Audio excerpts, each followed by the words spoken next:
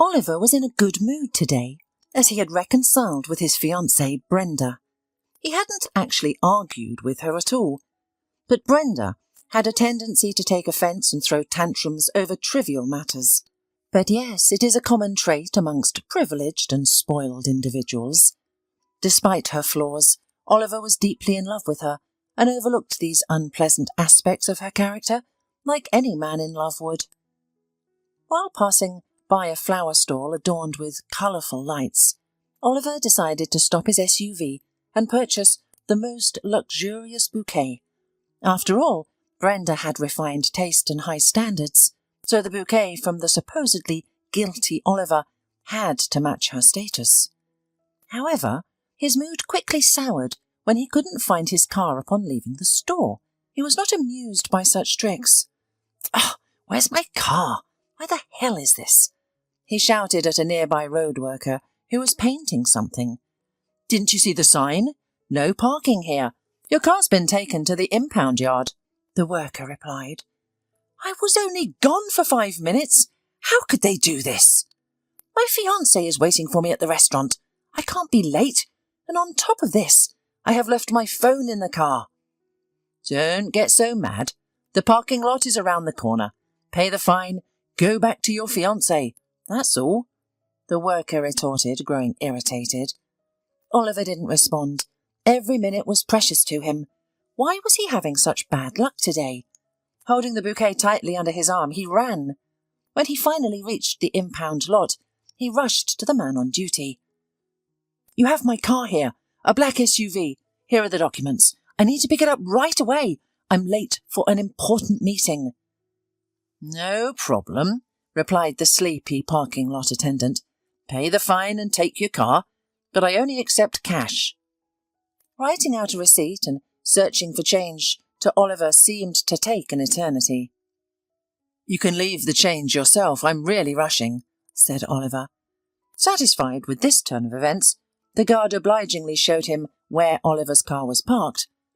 The lot where the cars were stored was untidy and dilapidated, indicating the guard's lack of diligence. The cars were haphazardly positioned, and the rear door of Oliver's car was left open. "Why is the car door open?" he asked the guard. "I don't know. Maybe you forgot to close it. There were no strangers here. You can check the cameras." The guard answered and suddenly added fearfully, "There's someone inside. Look." At this moment, a hand covered in blood pressed against the glass, leaving a bloody trace. A heartbreaking, inhuman scream followed. It was a woman. Oliver rushed to the car and opened the back door. What he saw shocked him, leaving him frozen in horror for a few seconds. "Oh, my goodness! There's a woman! She's giving birth!" shouted the guard, peering out from behind Oliver's shoulder. "Help! I'm going to die!" The young girl screamed with all her might before fainting from the pain. "Run! Call an ambulance and bring hot water here," Oliver commanded the guard, frantically searching through the car's medical kit. He found ammonia and used it to revive the woman in labour. Oliver placed a pillow under her head and a clean disposable diaper under her lower body, luckily having a whole pile of them since he often carried his dog in the car. He also had clean sheets and towels, which he had coincidentally picked up from the dry cleaners earlier that day. "Don't be afraid. Breathe. What did the midwives teach you? My name is Oliver. What's yours?" He tried to distract the young woman from her fear. "Amy. My name is Amy."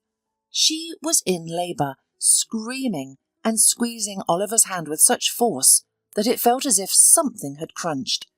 Oliver himself cried out in pain, whether from the fright of the stranger's screams or because it was time. A second later the baby's head appeared. Come on, everything will be fine," shouted Oliver, forgetting about his own pain. "Help is on the way." And then the baby was born, a red, defenceless creature with clenched fists. Oliver picked him up, slapped his butt to make him cry, and took his first breath. Then he wrapped the baby in a clean sheet. Oliver thanked God that he had brought an SUV that was so warm and spacious. "It's a boy. You've got a boy," Oliver announced joyfully. Amy smiled, but immediately the agony of terrible, unbearable pain distorted her face again. She cried out, and again the labour began in a wave. Another child was born, also a boy, but only a little smaller. He cried himself and began to wave his tiny hands. Oliver quickly swaddled him too. The babies were silent, warmed in the warmth of the car. Amy lay down without strength, wrapped in the blanket Oliver had offered her. "Thank you. Without your help I'd be lost. My darling sons. I'm so happy that everything's all right. Oh, I'm so thirsty. I can't stand it." Oliver quickly gave her some mineral water. She greedily drank half a bottle and smiled weakly. "I'm sorry I got into your car. The contractions started on the way, and I was carrying a suitcase. I literally didn't understand what I was doing. I saw the car standing there with opened back door, got into the back seat, and then I don't remember anything. I must have blacked out from the pain. And there you are, my hero. Oh, I apologise for getting your car dirty." "Come on. The main thing is that the guys are okay and all alive. And you did a good job. I almost fainted, honestly," laughed Oliver. "How's it going in there?" A guard ran up to them with a belated basin of water. "The ambulance has already arrived.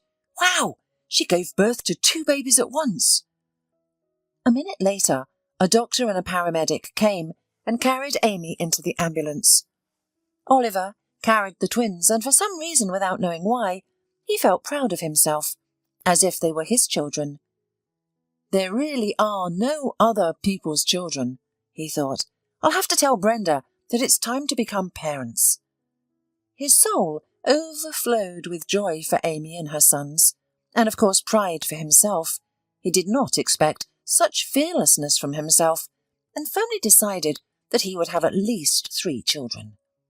With this news and the desire to share an unusual incident, Oliver went on a date with Brenda. Arriving at the restaurant exactly 2 hours later, he realised that the bride had already left. "Here's a note for you." The waiter handed Oliver a doubled, folded piece of paper. The smile slid off the man's face as soon as he read the message. It read as follows: "How could you? I have been waiting for you for an hour.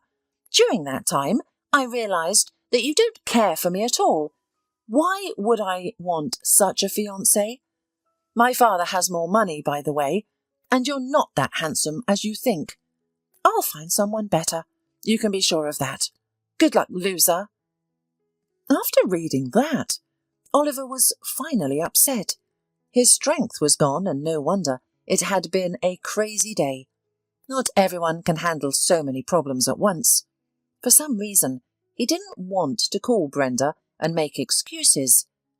To withstand the onslaught of his fiancée, he needed energy, which he didn't have now. He felt like a dead battery. But Oliver knew what could restore his strength: a faithful friend who was waiting for him at home and a hot bath. Half an hour later, Oliver was at his 2-story house. Anticipating pine aroma and steam, Oliver firstly turned on the sauna, which was in the backyard, and only now he felt how hungry he was. When he went into the house, a fluffy whirlwind came at him with a joyful bark. It was Caesar, Oliver's dog, who had recently turned a year old. He was the most faithful companion to his master. "Well, did you miss me?" Oliver hugged the dog and patted his thick fur. Caesar cheerfully barked and started his tail, then stood on his hind legs and licked the face of his beloved master. A couple of minutes later, the dog was scrabbling at the door with his paw, hinting that he needed to go out to do his doggy business. "Well, go for a walk and I'll make us something to eat," Oliver said tiredly. Since morning there was not a crumb in his mouth. While Caesar ran around the yard and kicked out the neighbour's cat, Oliver quickly made a simple bachelor's dinner: scrambled eggs with bacon and vegetable salad. A good piece of meat with a bone was defrosted for Caesar. "Eat up, my little tramp?" Oliver smiled and placed a full bowl in front of his friend. The dog licked his master's hand in gratitude, which made Oliver feel better.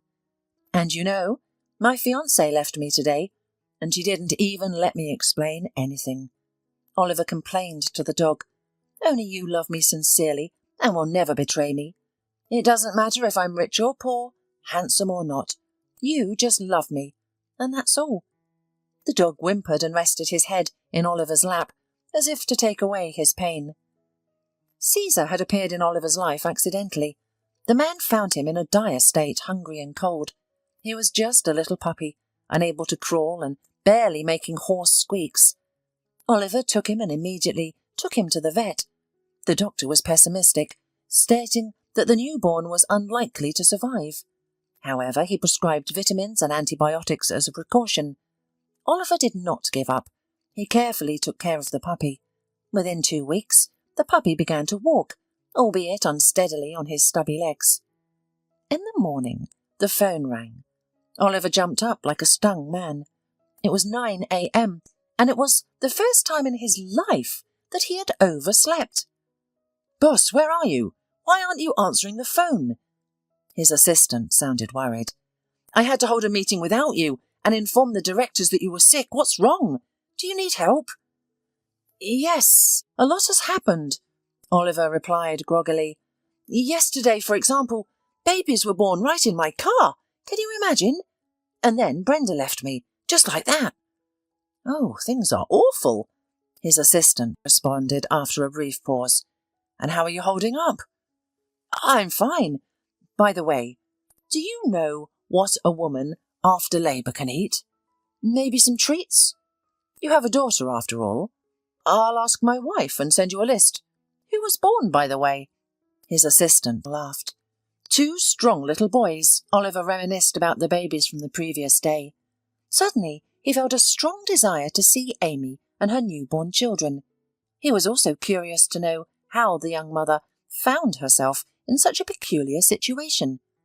After receiving the list and purchasing various items, he hurried to the maternity hospital where Amy was taken the day before.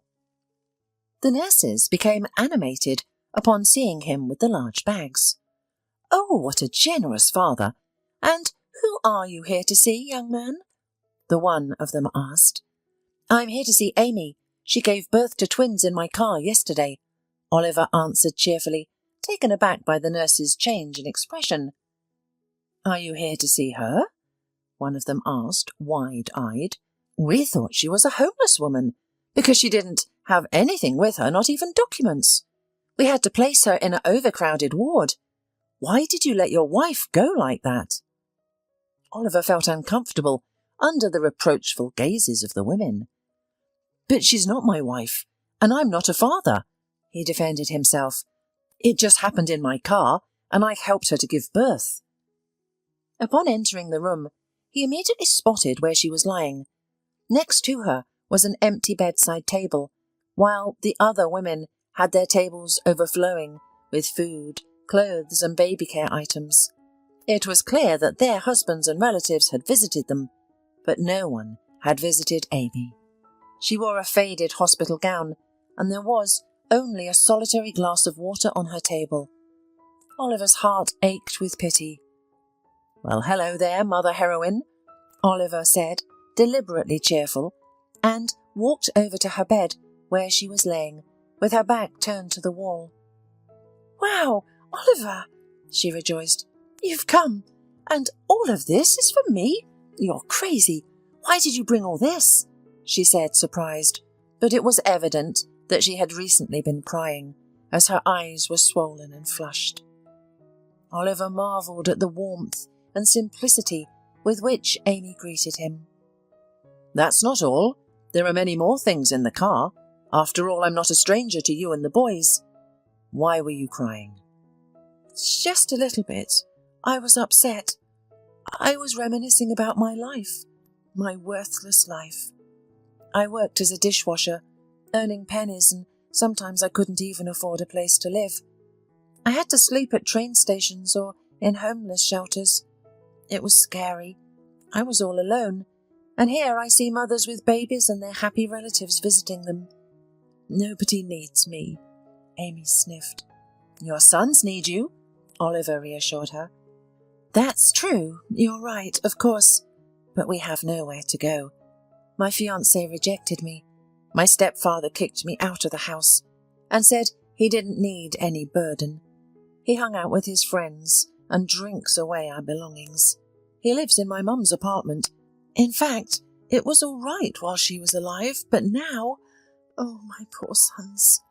Amy cried bitterly. Oliver had to put his arm around her to comfort her. Listen, I have an idea, Oliver suggested. Let's consider that I've hired you as a manager, and now I'll give you sick leave and maternity leave. Tomorrow, I'll arrange for you to receive a salary card and rent an apartment for you and the boys. Do you agree? Oh! Amy couldn't believe her happiness and stared at Oliver with disbelief. What was said was done. After the hospital, Oliver went to the office where he instructed his assistant to handle Amy's job replacement and payment of her due compensation. Meanwhile, enthusiastic women gathered around Amy's bed. What a man, admired the neighbours in the ward. Amy, hold on to him tightly. Don't let such a generous man slip away. Come on, girls. I can't take advantage of his kindness. It's not fair. I was just hired, she replied modestly. Of course, winked the oldest woman, to which modest Amy only waved her hand and began to look at the presents. The next day, Oliver visited her again to inquire about the health and well-being of the babies. The whole maternity ward was waiting for him, nurses and patients alike, wondering what would happen next. A miracle was taking place before their eyes, as if the audience was in a movie where a rich prince takes a simple shepherdess under his guardianship. Only Oliver and Amy seemed to be oblivious to the curious glances. They were absorbed in their conversation and in the two little babies, who were studying the world around them with amazement. As I had promised, Oliver said, and handed her a bank card and a new smartphone. There should be enough there, so don't deny yourself anything. And if you need more, just say the word. I don't know how to thank you, Amy said, embarrassed. Sometimes it feels like I'm dreaming. I just want to pinch myself. Come on, it doesn't cost me much, Oliver said. People need to be helped. Besides, you and I are already friends, aren't we? Oh, and by the way, I would like to be the godfather to your boys too. What did you name them? Oliver and Thomas, Amy replied. The first in your honour, and the second in honour of my late father. He was a good man, even though he passed away early. Thank you. It's my pleasure, Oliver rejoiced. All right, I have to go now. Take care. I'll come again tomorrow. A crowd of curious people gathered around Amy once again. Amy, if it's not a secret, how much did you get on your card? One of them asked.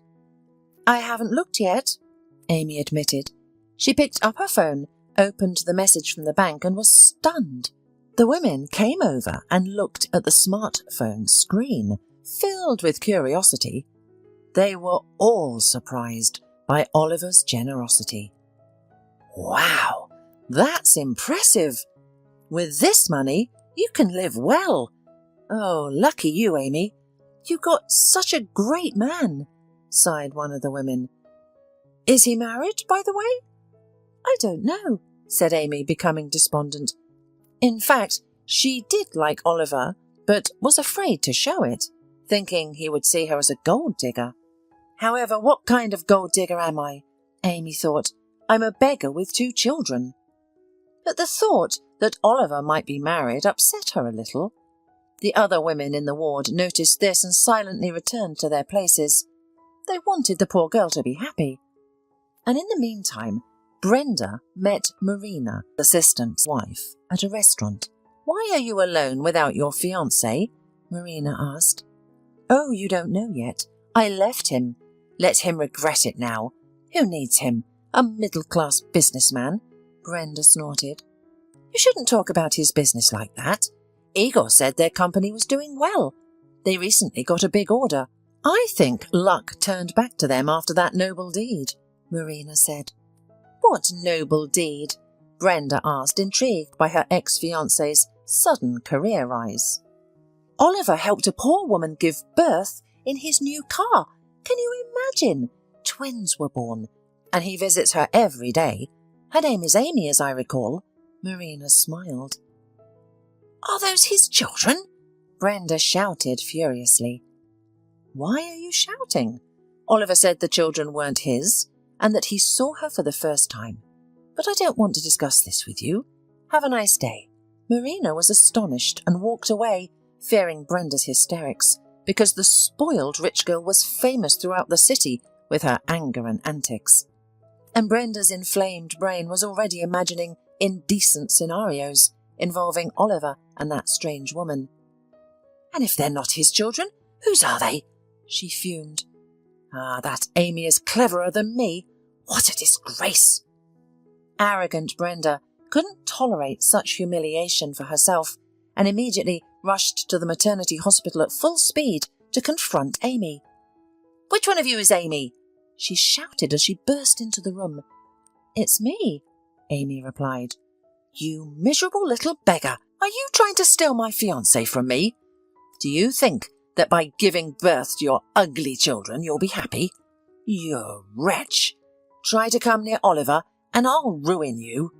Brenda yelled furiously. My children are not ugly, and he is not their father. Please leave. I'm not taking anyone's fiancé, cried Amy. If you don't leave on your own, you'll have only yourself to blame. Do you know who my father is? He'll put your kids in an orphanage and you in jail. He'll find something to incriminate you with. Do you understand? You thief of other people's men. Get out of here! One of the women from the ward got up from the bed and threatened Brenda. You're scaring our children. Leave her alone, or we'll throw you out upside down. Get out, you plucked chicken! Brenda didn't expect such a strong rebuff and backed away. Angry and in tears, she slammed the door and ran down the corridor, escorted by shocked looks from the nursing staff. The next day was a discharge day, and Oliver went to pick up Amy and the babies from the maternity hospital. The apartment for them was fully prepared and equipped with everything they needed. He bought flowers and treats for the nurses and walked toward Amy's ward with a joyful expression on his face. But Amy is gone, one of the women said. What do you mean she's gone? Where? Oliver's hands dropped in response to the unexpected news. A crazy blonde came here and insulted her in every possible way, threatened her with prison. That's why Amy ran away for good. Thankfully, we convinced her to take your bank card, or she would have been lost. So? And where to find her? The city is big. Oliver clutched his head. I think I can guess who's scared Amy. The women only shrugged their shoulders. Why did you hurt Amy? Who gave you the right to act like that? Oliver shouted at Brenda, and she had never seen him so furious before. She deserved it. From now on, she'll know how to look at other people's fiancés, Brenda said capriciously. Oh, come on. I was just trying to help her. Besides, you're not really my fiancé, huh? Have you forgotten that you left me?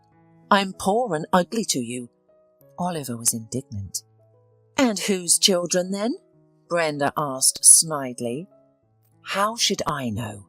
Exclaimed Oliver. It's none of my business but Amy's. Are you out of your mind to suspect me? I have never cheated on you. God, how glad I am that I didn't propose to you that day. Maybe it was for the best that my car was towed and I was late for the restaurant. I'm sorry, honey. Brenda replaced anger with grace.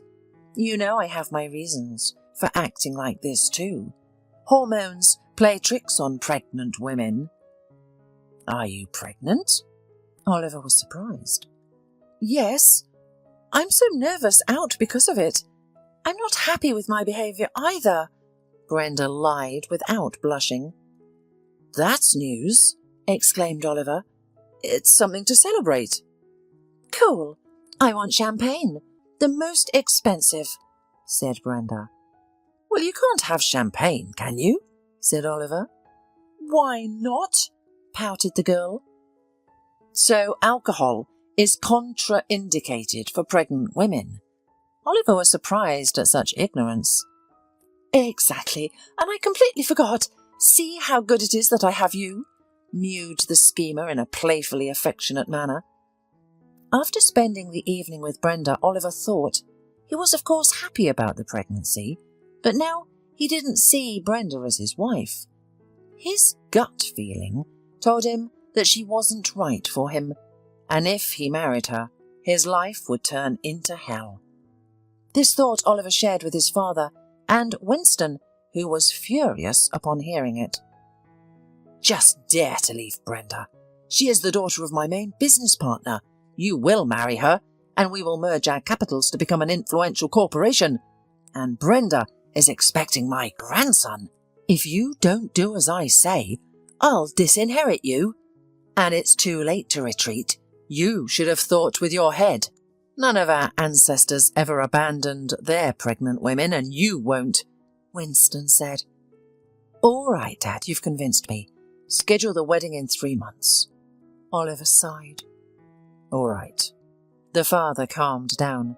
"It's a pity your mother didn't live to see that day." The next 2 months, Oliver secretly tried to find Amy, but his attempts were fruitless. She seemed to have disappeared off the face of the earth. Brenda became even more capricious, speculating about a pregnancy, and this sometimes drove Oliver to his wits' end. The only one rejoicing was Oliver's father, who pampered his future daughter-in-law in every possible way.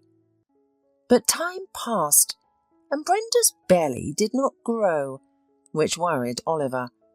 He had already managed to study a ton of books on pregnancy and childbirth, while Brenda, to his surprise, showed no interest. "When do you go for the ultrasound?" he once asked his fiancée. "I'll go with you, I'm curious, and I have many questions for the doctor." "In a week," Brenda mumbled. In the evening, the pregnant woman called her friend, telling her about her problem. "What do I do? How can I tell Oliver that I'm not pregnant? He'll leave me right away," Brenda said into the phone. "Well, arrange a miscarriage. That's it. If you like, I can help you. I know a doctor who owes my husband a lot of money, so he'll provide you with a medical document, and you'll pay off the debt for him," advised the clever friend. "Wow, you're a genius," Brenda exclaimed. It seemed like she had been saved. Her mood immediately improved, and she poured herself an impressive glass of red wine to celebrate. And the next morning, the imaginary pregnant woman went to an immoral doctor who arranged everything just right. It was a done deal. The next step was to present the news of the miscarriage in a way that would frighten the gullible Oliver and finally break him out of his routine. Unaware, Oliver was sitting at his desk studying documents when the concerned secretary entered the room. "I'm sorry," she said, looking fearful. "They called from the hospital and said that your fiancée had a miscarriage. She is physically in satisfactory condition, but psychologically unstable. Brenda requests that you come for her immediately." "Call the driver immediately. I'm going to the hospital." "It'll be a long time before he gets home from lunch. I'd rather drive myself without him."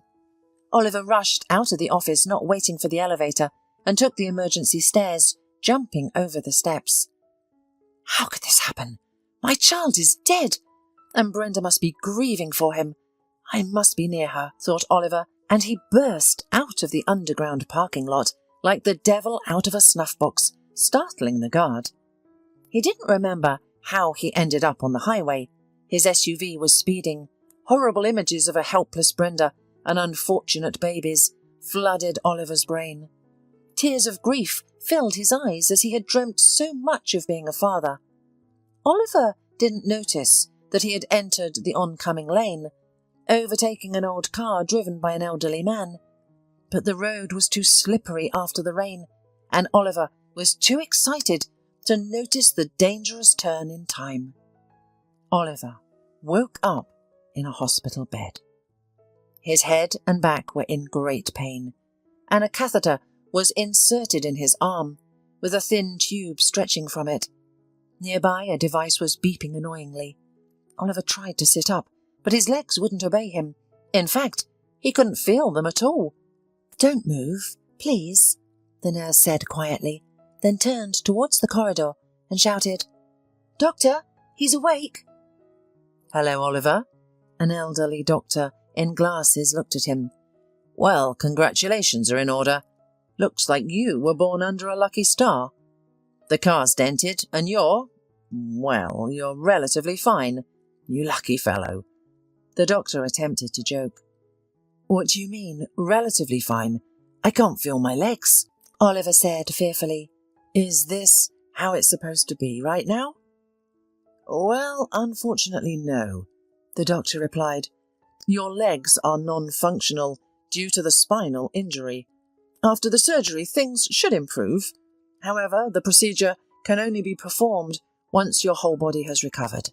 The main thing is that your arms, legs and head are in place. You know, sometimes racers are brought in pieces, but you're fine. The important thing now is not to worry and get plenty of rest," the doctor said before leaving and giving instructions to the nurse. Soon, Winston entered the room. His face looked aged and frightened, with a few grey hairs on his head. "Sonny, I thought I was going to lose you," he said with concern. "What happened? Why did you drive like that?" "I was informed that Brenda had a miscarriage. I was upset and rushed to her," replied Oliver, his chest aching at the thought of losing a child. "While you were in a coma, your Brenda found a new suitor and hung out with him in nightclubs. She doesn't seem to be grieving for her child. She may have manipulated us both. It seems that there was no pregnancy. My people visited the doctor who issued the miscarriage certificate under her orders. Brenda was after the money, not you. I have cut all ties with their family. I don't know if her father won't harm me in business as well. She's a liar. She hasn't even apologized or visited you once. It's because of her that you're here. And because of her, you may be confined to a wheelchair forever." Saying this, the upset man hung his head in helplessness. Hearing these words, Oliver lost all interest in life. His eyes dimmed and his face turned to stone. "Why are there people around who don't understand me?" Oliver thought. "Everyone wants something from me." Oliver now didn't care where he was, what he had, or what was happening to him at all. He had no interest in his health and flatly refused procedures, including therapeutic exercises and manual therapy. Oliver remained silent and unresponsive to everyone. Even when he was brought home, where close friends and colleagues gathered to welcome him, he showed no interest. He was sitting in his wheelchair with a blank expression. A month passed, and it was time to prepare for the operation. Oliver's father, of course, was more worried about his son's fate than anyone else. "The doctors say you should do special exercises to help with the post-operative complications," Winston said. "I don't want to. I don't see the point. I'll do just fine. Nobody needed me healthy, and much less now," Oliver replied in a detached manner. The father noticed how depressed Oliver was. He hired the best psychotherapists for him, but they all failed. Oliver simply refused to communicate with them. Despite trying more than 10 professional nurses with medical education in their house, none of them stayed for more than a week. Oliver's temper had completely deteriorated. No one could tolerate his caustic remarks and refusal to cooperate with them for long. "Take care of your son yourself," shouted the last nurse, who had been provoked by Oliver. "You've gone completely crazy. I'm not your slave. I'm not going to tolerate this kind of treatment." And with that she left, slamming the door. Word quickly spread among the narrow circles of medical workers about the difficult patient, and no one else wanted to take care of Oliver, regardless of the price. His father and the elderly housekeeper, who already had many responsibilities at home, had to take on the task themselves. Desperate to find a suitable nurse, Oliver's father placed an ad in the local newspaper.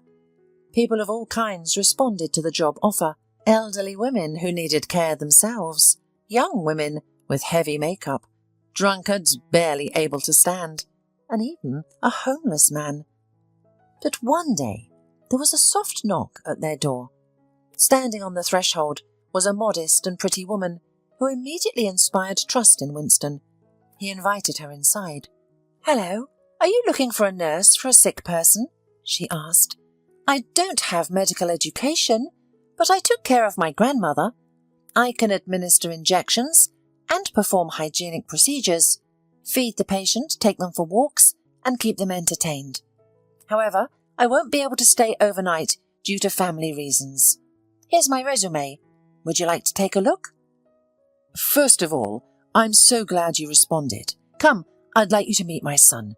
He's 30 years old, a good man, but he's been very nervous because of his illness," said the elderly man, so relieved to see the caregiver that he forgot to ask her name. He knocked on the door to Oliver's room. "Who's there? What do you want?" came an angry voice in reply. The man and the supposed-to-be caregiver entered the room. When Oliver saw her, he first froze with shock. "Amy, you've come! I've been looking for you. Where have you been?" Oliver exclaimed. Amy gasped and ran up to Oliver. She knelt in front of his chair and began touching his motionless legs. "Oliver, what happened? Can't you walk? How is this possible?" she exclaimed, crying. When Oliver's father saw his son's face light up with happiness, he sighed with relief. "And how do you two know each other so well?" he asked. "It's a long story, Dad." Oliver finally smiled. "I'll tell you sometime later." For the first time in 2 months, Oliver was upbeat. His father decided not to disturb them and went to his study, ordering a celebratory dinner for the evening. What a splendid table! Amy marvelled as she entered the dining room in the evening with Oliver, who was cheerfully spinning the wheels of his wheelchair. "That's what we wanted to show. How happy we are to have you, Amy," Winston said, feeling more cheerful. "Thank you, it's a pleasure," Amy replied. "Now, I'm not even comfortable taking money from you now." "You go ahead, don't worry about that," Oliver interrupted. "You need the money. Every labour should be paid for, especially such labour." "Okay, I won't argue. Just don't worry, Oliver," Amy said. "You can't worry before the operation. Or have you forgotten what we agreed on?" "So you finally agreed to the operation?" Winston asked excitedly. "Of course. I need to get back on my feet quickly," Oliver said, looking at Amy, who tightly held his hand. Winston realised that his son liked Amy, and that she had a positive influence on him, calming him down. "A little infatuation hasn't hurt anyone yet," he thought, and invited everyone to the table. While Oliver was occupied with his health, Brenda managed to get rid of another suitor whom she deemed unworthy of her. Upon learning that Oliver was slowly recovering, and that Amy, whom she detested, was helping him, the fickle and jealous woman decided to annoy them.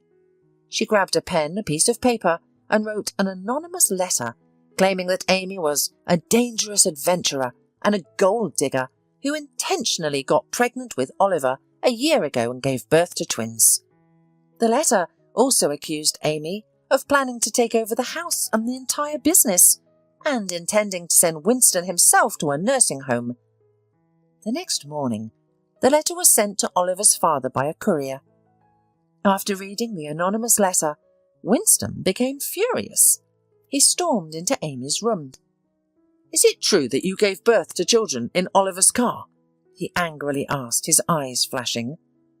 "Yes, that's what happened," Amy calmly replied. Maybe you also have feelings for my son? He sarcastically asked. Yes, she honestly admitted, but Oliver doesn't know anything about it. Is that why you came here, to marry him and take him for yourself? Winston shouted. I don't want anything from you. I just came here to work, Amy exclaimed. Get out of my house! Winston pointed to the door. Amy was not allowed to say goodbye to Oliver, and she had no choice but to leave the house. An hour later, when Oliver arrived in a wheelchair for breakfast, he asked, Where's Amy? I kicked her out, the father said. Why do you need this beggar? I don't want us to be associated with her. What have you done? Oliver exclaimed. I've just found my real soulmate, and you have no right to control other people's destinies. You once promised me Brenda as my wife, and what happened?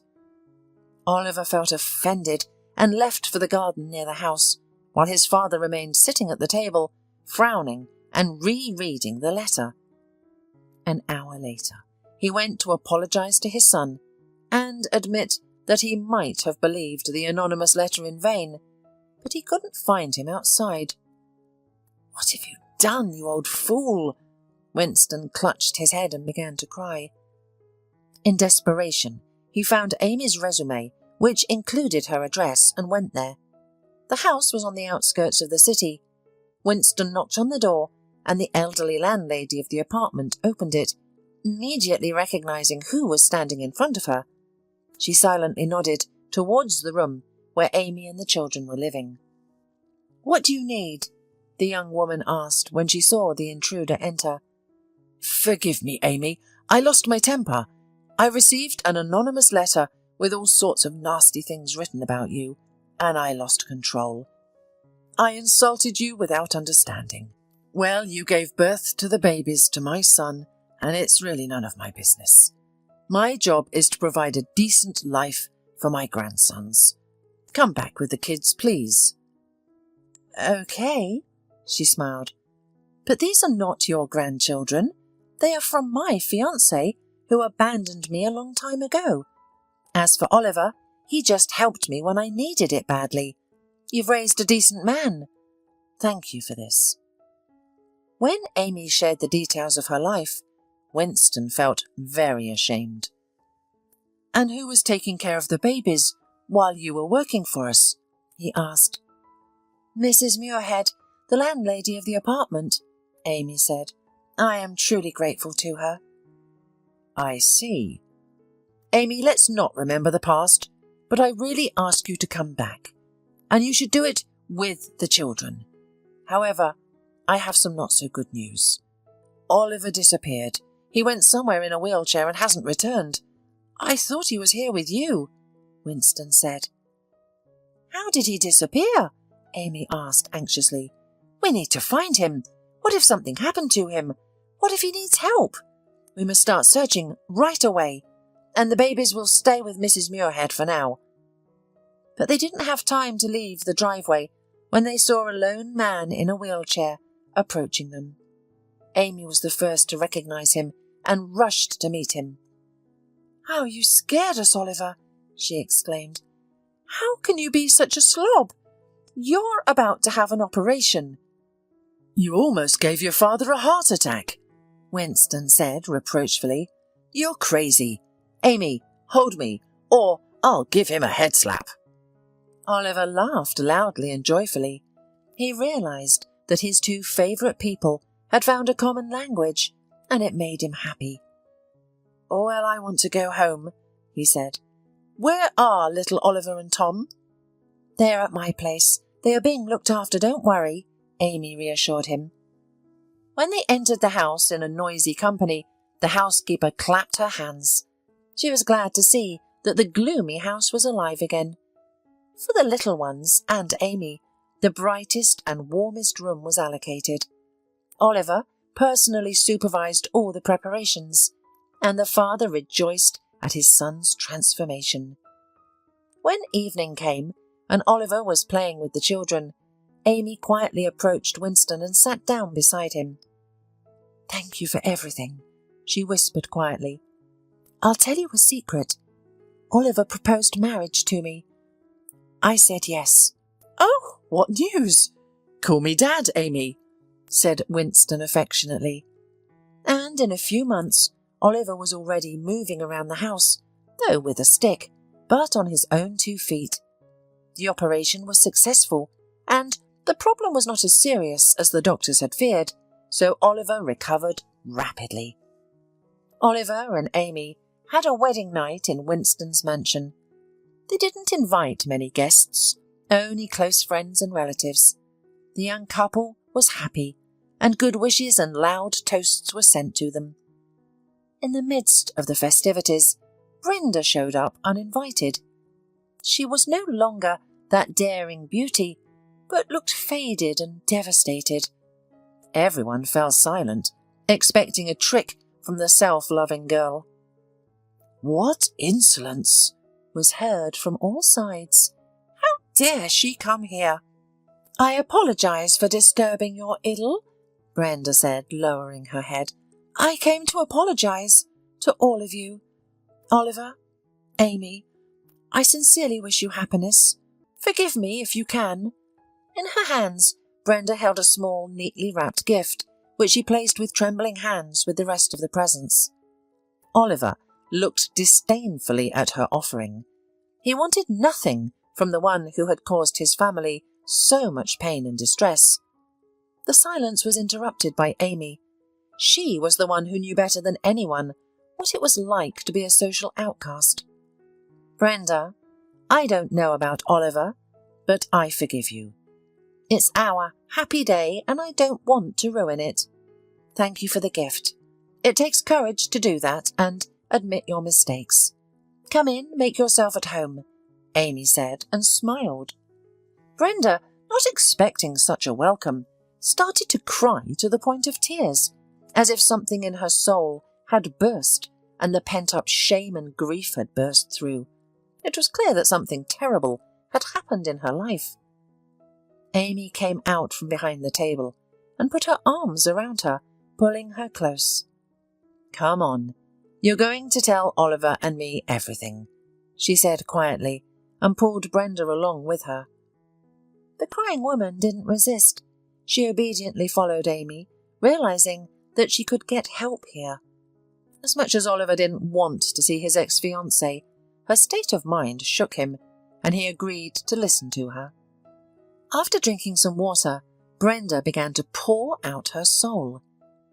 "My father passed away suddenly from a heart attack a month ago," she began, "leaving my mother and me all alone. The company's business began to deteriorate, and investors were hesitant to work with us. But then a man occurred on my way, and I trusted him. He took care of me well, claiming to be a top manager from a large company. He drove an expensive car and showered me with luxurious gifts. My mother adored him and wanted him as a son-in-law. Our house was always open to him. Then David suggested selling the company and investing my father's money in cryptocurrency. He promised that the value was increasing rapidly, and we could make a lot of money from the difference in resale. I transferred all the money to the specified wallet, just as he instructed. I trusted him completely. But the next day, David disappeared. He checked out of the hotel, and his phone was unreachable. That's when we realized David was a fraud. It turned out that even his suit was rented. He robbed us without mercy, and my mother and I had our house taken away for debts. I still have a little money left in my account, but it's running out quickly. No one will hire me because they say I lack experience." Brenda showed Amy a photo of her suitor on her phone. "I can't believe it," Amy exclaimed. "This is my ex-fiancé, David, who took the rest of my money and ran away when he found out I was pregnant. What a coincidence. Brenda, we are now friends in misfortune. By the way, I know where he might be hiding. I overheard the address he gave to the taxi driver once. Let's try to get a refund. But for now, stay here with your mum. I think we have enough space for everyone." Maybe we can even become friends. I don't have any real girlfriends, Brenda said, and trust me, I've changed. I know what it's like to be broke and have rich people look down on you. I was foolish to act that way. You certainly were, Amy smiled, and they laughed together. They chatted for a long time, and it was the start of their strong friendship between them. In the morning, Brenda filed a police report against David, attaching the fraudster's photo and bank statements as evidence. Oliver, on the other hand, hired an experienced detective. Together they traced David's trail just in time, as he was already targeting his next victim. Brenda's money was recovered, and she was overjoyed.